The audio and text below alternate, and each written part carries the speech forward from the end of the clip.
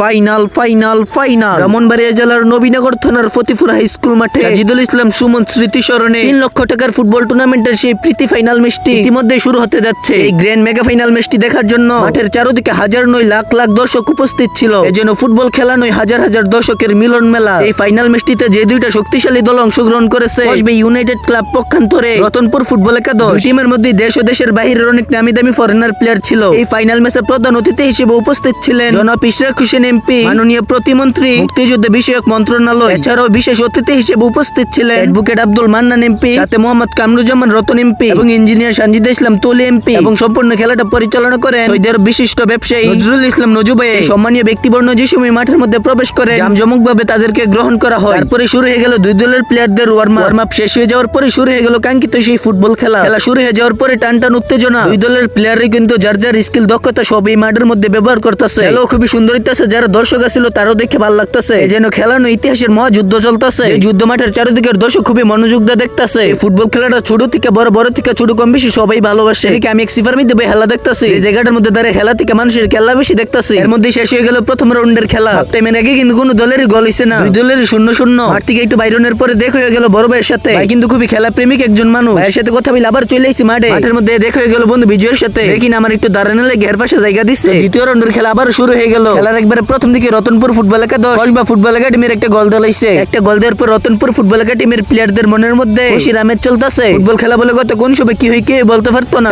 টান উত্তেজনার মধ্যে কসবে United Football Club Ratanpur football একাডেমির একটা গোল দিছে। শুধু একটা গোলে কিন্তু সীমাবদ্ধ ছিল না। লাস্ট 5 মিনিটের মধ্যে কসবা ফুটবল একাডেমি আরেকটা গোল দেয়। এখন কিন্তু তাদের দুইটা গোল হয়ে গেছে, যার কারণে তারা খুশিতে নাচতেছে। তার মধ্যে শেষ হয়ে যায় খেলার সময়। রতনপুরকে 2 গোল দিয়ে কসবা ফুটবল একাডেমি বিজয়ী হয়ে যায়। চ্যাম্পিয়নদের প্রাইস হলো ক্যাশ মানি 2 লাখ টাকা, আর যারা রানার্স আপ তারা হলো ক্যাশ মানি 1 লাখ টাকা। খেলার ব্লগটা ছিল এই পর্যন্ত। ভিডিওটা ভালো লাগলে একটা রিয়েক্ট দিয়ে অবশ্যই পেজটার ফলো করে দিবেন।